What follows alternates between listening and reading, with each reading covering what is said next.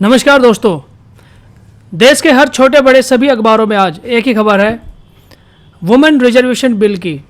इस बिल के अंदर क्या क्या प्रावधान है, क्या अमेंडमेंट किए गए हैं और किस प्रकार से इसको इम्प्लीमेंट किया जाएगा, वो आज हम इस वीडियो के दौरान डिस्कस करने वाले हैं। कोई भी आप अखबार उठाकर देख लीजिए, India Today, Indian Express, the Hindu, Mint, कोई भी अखबार, कोई भी मैगजीन आप उठाकर देख लीजिए, एक ही खबर चारों तरफ फैली हुई है, वुमेन रिजर्वेशन बिल। तो क्यों ना इसके बारे में थोड़ा सा डिस्कस कर लिया जाए और थोड़ी जानकारी जुटा ली जाए कि इस बिल के अंदर क्या क्या प्रावधान नए आए हैं, क्या प्रावधान पुराने हैं, ये पहले बिल कब आया था, कब इसको इम्प्लीमेंट किया जाएगा, ये सारी जानकारी हम इस वीडियो के दौरान डिस्कस करने वाले हैं। बहुत ही इंपॉर्टेंट फैक्ट्स हैं जो आपकी एग्ज़ाम प्रिपरेशन के लिए भी आपको याद रखने चाहिए और आपकी सोशल लाइफ के लिए भी आपको याद रखने चाहिए। तो देर न करते हुए स्टार्ट करते हैं आज का हमारा वीडियो वुमेन रिजर्वेशन बिल, जिसको एक बहुत ही सुंदर नाम भी दिया गया है। क्या दिया गया है? नारी शक्ति वंदन अधिनियम। नारी शक्ति वंदन अधिनियम, ये सब हम इस वीडियो के दौरान डिस्कस करने वाले हैं। वीडियो को लास्ट तक जरूर देखिएगा, क्योंकि इस बिल से संबंधित जितने भी फैक्ट्स हैं, पहले के, आज के और फ्यूचर के, सारे फैक्ट्स इस वीडियो के दौरान कवर होने वाले हैं।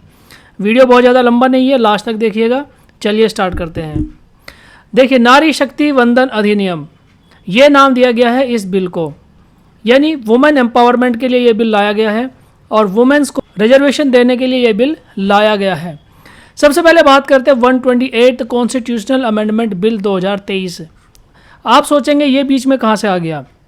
जी हाँ, इस बिल को इम्प्लीमेंट करने के लिए हमें अपने कॉन्स्टिट्यूशन के अंदर अमेंडमेंट करना पड़ेगा।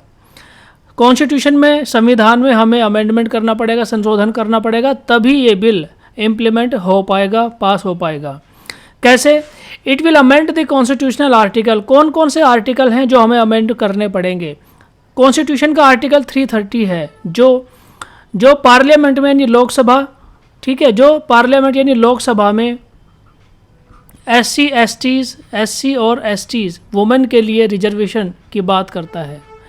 ये वो आर्टिकल है 330 जो लोकसभा में एससी और एसटी वुमेन्स के लिए रिजर्वेशन की बात करता है। उसके बाद आर्टिकल 332, ये राज्य जो हमारे स्टेट्स हैं, स्टेट्स की स्टेट असेंबलीज़ में, स्टेट लेजिस्लेटिव असेंबली में वुमेन्स की रिजर्वेशन की बात करता है। तो अमेंडमेंट के थ्रू इन दोनों आर्टिकल्स में हमें अमेंडमेंट करना पड़ेगा, तभी जाकर ये बिल सफल हो पाएगा। उसके बाद नेक्स्ट है कि this bill extend quota only for the women of SC STs. अगर आपको इस चीज़ में कन्फ्यूजन है कि ये बिल किसके लिए है, तो ये बिल एससी और एसटीज़ की जो महिलाएं हैं लोकसभा में और स्टेट लेजिस्लेटिव असेंबलीज़ में, उनके रिजर्वेशन की बात करता है। उनको ये 33% कोटा देता है स्टेट लेजिस्लेटिव असेंबली में और लोकसभा के अंदर। नेक्स्ट है quota will not be implemented in Rajya Sabha. ये कोटा राज्यसभा या स्टेट काउंसिल, यानी जो हमारी स्टेट लेजिस्लेटिव असेंबली और स्टेट काउंसिल होती है, उसी प्रकार से जैसे सेंटर में राज्यसभा और लोकसभा होती है, ठीक है। तो ये जो कोटा है 33% वुमेन्स का जो कोटा है, वो केवल और केवल लोकसभा और स्टेट लेजिस्लेटिव असेंबली में ही इम्प्लीमेंट होगा, स्टेट काउंसिल में और राज्यसभा में इम्प्लीमेंट नहीं होगा। नेक्स्ट है the act will be implemented only after the delimitation, just after the first census conducts passes the bill. इसका क्या मतलब हुआ? इसका मतलब देखिए, सिंपल भाषा में मैं आपको समझाता हूँ। ये बिल पहले जाएगा लोकसभा में, वहाँ से पास होगा, उसके बाद जाएगा राज्यसभा में, वहाँ से पास होगा, उसके बाद ये बिल जाएगा प्रेसिडेंट के पास, उसके सिग्नेचर होंगे, और इसी के साथ साथ भी जो हमारा अमेंड यानी कॉन्स्टिट्यूशनल अमेंडमेंट बिल है वो भी इंट्रोड्यूस होगा और कॉन्स्टिट्यूशन के अंदर अमेंड करके आर्टिकल 330 और आर्टिकल 332 दोनों में अमेंडमेंट किया जाएगा। उसके बाद ये बिल इम्प्लीमेंट नहीं होगा, तो फिर कब होगा? फिर ये बिल इम्प्लीमेंट कब होगा? जब हमारा जो नेक्स्ट, यानी ये बिल पास होने के बाद हमारा जो नेक्स्ट सेंसस होगा, ठीक है, हमारा जो नेक्स्ट सेंसस होगा, जो पिछला सेंसस है वो कब हुआ था? 2011 में हुआ था। अगला सेंसस 2021 में होना था, लेकिन कोविड की वजह से ये नहीं हो पाया। अब ये सेंसस जब भी होगा और जब भी डीलिमिटेशन अप्लाई किया जाएगा, डीलिमिटेशन क्या होता है? डीलिमिटेशन होता है कि जो बाउंड्रीज होती है, तालुकाज की, तहसील की, डिस्ट्रिक्ट की, स्टेट की, उनकी बाउंड्रीज़ को उनकी जनसंख्या सेंसस के आधार पर उनको क्या किया जाता है, रीइंट्रोड्यूस किया जाता है। उसी को डिलिमिटेशन कहते हैं, उनकी बाउंड्रीज़ को रिस्ट्रक्चर किया जाता है। तो जब ये प्रक्रिया कंप्लीट हो जाएगी, सेंसस की और डिलिमिटेशन की प्रक्रिया जब कंप्लीट हो जाएगी, उसके बाद एक हमारे पास डेटा निकल कर आएगा महिलाओं का, उसके बाद कहीं जाकर ये बिल इम्प्लीमेंट होगा। ये इस बिल के अंदर लिखा हुआ है, कोई कन्फ्यूजन आपको नहीं रहना चाहिए। अगर एग्जाम के अंदर ये क्वेश्चन आता है, आने वाले जो अपकमिंग एग्जाम्स हैं, अगर उसके अंदर ये क्वेश्चन आता है कि ये bill it will be implemented just after passing from the Lok Sabha and the states, ठीक है, तो आप इसको मना कीजिए, आप इसको क्रॉस कीजिए, कट कीजिए, ठीक है, क्योंकि ये कब इम्प्लीमेंट होगा, ये इम्प्लीमेंट होगा पहले सेंसस होगा और उसके बाद डिलिमिटेशन होगा, तब जाके ये कहीं बिल इम्प्लीमेंट होगा। उसके बाद इसमें क्या प्रावधान दिया है, उसमें दिया है कि it will be valid for 15 years. जब ये इम्प्लीमेंट हो जाएगा, और ये इम्प्लीमेंट कब हो रहा है, सेंसस और डिलिमिटेशन के बाद, यानी आप 2026, 2025, 2020, क्योंकि 2024 में तो इलेक्शन है, इलेक्शन की वजह से तो सेंसस और डिलिमिटेशन हो नहीं पाएगा। उसके बाद अब 25 या 2026 की बात करें, जब ये सेंसस होगा, सेंसस कंडक्ट किया जाएगा और डिलिमिटेशन अप्लाई किया जाएगा, उसके बाद ये इम्प्लीमेंट हो जाएगा। इम्प्लीमेंट होने के 15 सालों तक ये वैलिड रहेगा, इम्प्लीमेंट होने के 15 सालों तक वैलिड रहने वाला है। और 15 सालों के बाद अगर पार्लियामेंट चाहे उसको एक्सटेंड कर सकती है, क्योंकि एक्सटेंशन की जो पावर है वो किसके पास है, पार्लियामेंट के पास है। उसके बाद नेक्स्ट चलते हैं।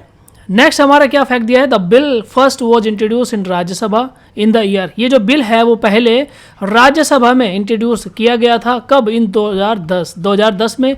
यूपीए की उस टाइम गवर्नमेंट थी, लेकिन उसके अंदर जब ये 2010 में इंट्रोड्यूस किया था राज्यसभा में, उसके अंदर ये डिलिमिटेशन वाला जो प्रोसेस था ये नहीं था उस समय। नेक्स्ट है कि the bill has requires the constitutional amendment with special majority, special majority के साथ, ठीक है।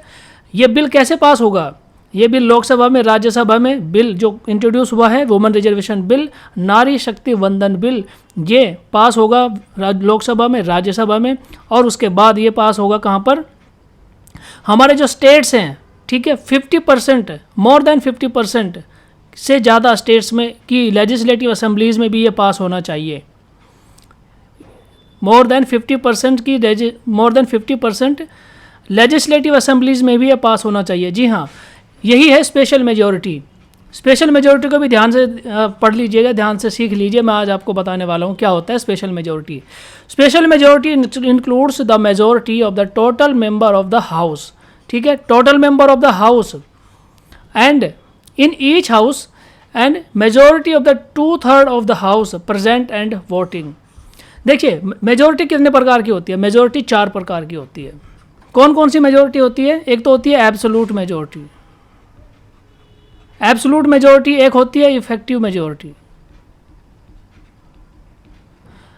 एक होती है सिंपल मेजॉरिटी,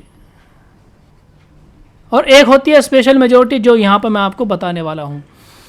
अब ये absolute majority, effective majority, simple majority, ये हम यहाँ पर डिस्कस नहीं करेंगे। मैं आज आपको स्पेशली बताने वाला हूँ कि स्पेशल मेजॉरिटी क्या होती है। देखिए, स्पेशल मेजॉरिटी भी 3 तरह की होती हैं। एक तो कॉन्स्टिट्यूशनल आर्टिकल 249 के अंदर आता है, एक 368 के अंदर आता है, और एक आता है special majority 368 plus state ratification. जी हाँ, ये स्टेट रेटिफिकेशन वाला जो कॉलम है ना, यही अप्लाई होने वाला है इस बिल के ऊपर। और ये क्या होता है वो एग्जाम्पल की मदद से मैं आपको बताने वाला हूँ। देखिए, जिस प्रकार से अगर हमारी, जैसे हमारी लोकसभा के अंदर 545 सीटें हैं, हमारी लोकसभा के अंदर 545 सीटें हैं। इसका अभी मैंने आपको बताया था ना कि हाउस की एक तो मेजॉरिटी आपको चाहिए। अगर 545 की मेजॉरिटी आप देखें, और मेजॉरिटी क्या होता है 50% से ज़्यादा, 50% से ज़्यादा होगी तो 273 हाउस की, यानी लोकसभा की मेजॉरिटी कितनी चाहिए, मोर देन 273 या मोर देन 50% सीट्स आपको चाहिए। यानी जब ये बिल इंट्रोड्यूस किया जाएगा लोकसभा के अंदर, यानी अमेंडमेंट बिल की मैं बात कर रहा हूँ, अमेंडमेंट बिल, मैं अमेंडमेंट बिल की बात कर रहा हूँ, क्योंकि जो अमेंडमेंट बिल है वो special majority with state ratification से पास होता है। ओके, उसमें क्या होने वाला है, उसमें ये होने वाला है कि अगर हमारी लोकसभा के अंदर कितनी सीटें हैं, 545 सीटें हैं, और उसकी जो मेजोरिटी है यानी कितना बन जाएगा, 273 हो जाएगा। ठीक है, यानी 273 must present at the time of voting. ठीक है, 273 तो हाउस के अंदर प्रेजेंट होने ही चाहिए। ये अगर लोकसभा है तो इसके अंदर 273 लोग प्रेजेंट होने चाहिए उस दिन जिस दिन इस बिल को पास होना है। ठीक है, उसके बाद क्या होगा, उसके बाद इसने बोला है कि टू थर्ड ऑफ किसका, present and voting, 2/3 of present and voting, यानी जैसे 273 तो मिनिमम क्राइटेरिया है कि 545 में से 273 तो प्रेजेंट होने चाहिए लोकसभा के अंदर। इसके अलावा क्योंकि 273 तो प्रेजेंट होंगे नहीं, अगर गवर्नमेंट के पक्ष में ज़्यादा लोकसभा के मेंबर्स हैं तो ज़्यादा आएंगे। हम मान लेते हैं कि 300 मेंबर आए। ठीक है, लोकसभा में 300 मेंबर सरकार की तरफ से आए कि इस बिल को आज पास कराना है। ठीक है, तो ये कह रहा है कि ये जो हमारा क्राइटेरिया है ना, मोर देन 50%, ये तो हमारा पूरा हो गया, 273 से ज़्यादा 300 लोग आ गए। ठीक है, अब ये दूसरा जो क्राइटेरिया वो क्या है कि 2/3 ऑफ प्रेजेंट एंड वोटिंग, जो प्रेजेंट हैं, मान लो 300 प्रेजेंट हैं, उसका 2/3 वोट भी करना चाहिए। तो ये कितना हो जाएगा, ये हो जाएगा आपका 200 लोग। ठीक है, तो इसका मतलब क्या हुआ, दोनों क्राइटेरिया फुलफिल होते हैं, ये भी और ये भी। तो दोनों क्राइटेरिया फुलफिल होने के बाद जो बिल है वो क्या हो जाएगा, पास हो जाएगा लोकसभा के अंदर। ये तो चीज़ मुझे लगता है आपको समझ आ जानी चाहिए। उसके बाद क्या होगा, उसके बाद होता है स्टेट रेटिफिकेशन। और स्टेट रेटिफिकेशन का मतलब क्या होता है, इसका मतलब ये होता है कि मोर देन 50% से ज़्यादा स्टेट असेंबली में भी ये बिल पास होना चाहिए। ये इसी को कहते हैं स्पेशल मेजॉरिटी। और जब ये स्पेशल मेजॉरिटी अचीव कर ली जाती है, तब जब ये स्पेशल मेजॉरिटी अचीव कर ली जाती है विद स्टेट रेटिफिकेशन, तब ये बिल पास हो जाता है। कौन सा, कॉन्स्टिट्यूशनल अमेंडमेंट बिल की मैं बात कर रहा हूँ। ठीक है, विद स्पेशल मेजॉरिटी, ये मतलब हुआ स्पेशल मेजॉरिटी का। तो दोस्तों ये था मेरा वीडियो आज का वुमेन रिजर्वेशन बिल के ऊपर। मुझे उम्मीद है कि ये जो फैक्ट्स मैंने आपको बताए हैं वो आपको समझ में आ गए होंगे और आपके प्रिपरेशन में काम आएंगे। एज अ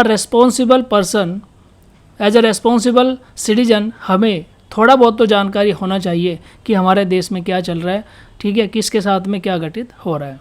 मुझे उम्मीद है वीडियो आपको पसंद आया होगा। अगर वीडियो पसंद आया है तो दोस्तों के साथ में ज़रूर शेयर कीजिए। वीडियो देखने के लिए धन्यवाद। जय हिंद।